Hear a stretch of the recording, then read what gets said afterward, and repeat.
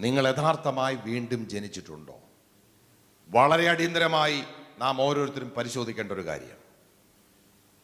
രണ്ട് കാര്യങ്ങൾ, ലക്ഷണങ്ങളിലേക്ക് കടക്കുന്നതിന് മുമ്പ് രണ്ട് കാര്യങ്ങൾ ഞാൻ പറയാം. ഒന്ന്, യഥാർത്ഥമായി വീണ്ടും ജനിച്ചവരിൽ മാത്രമാണ് ദൈവത്തിൻ്റെ പരിശുദ്ധാത്മാവ് വസിക്കുന്നത്. അല്ലാത്തവരിൽ പരിശുദ്ധാത്മാവില്ല. അതൊരു യാഥാർത്ഥ്യം. രണ്ടാമത്തെ കാര്യം, യഥാർത്ഥമായി വീണ്ടും ജനിച്ചവർ മാത്രമാണ് ദൈവരാജ്യത്തിലേക്ക് പ്രവേശിച്ചിരിക്കുന്നത്. അല്ലാത്തവർ പെന്തക്കോസിലുണ്ടാകും, ദൈവരാജ്യത്തിൽ കാണത്തില്ല. ഈ രണ്ട് കാര്യങ്ങൾ അടിസ്ഥാനപരമായി മനസ്സിലാക്കുക. യഥാർത്ഥമായി വീണ്ടും ജനിച്ചതിൻ്റെ ലക്ഷണങ്ങൾ. അതിന് മുമ്പ് വിശ്വാസത്തെക്കുറിച്ച് ചില കാര്യങ്ങൾ ഞാൻ പറയാം. ലോകത്തിലുള്ള സകല മനുഷ്യർക്കും വിശ്വാസമുണ്ട്. വിശ്വാസമില്ലാത്തവരാരുമില്ല.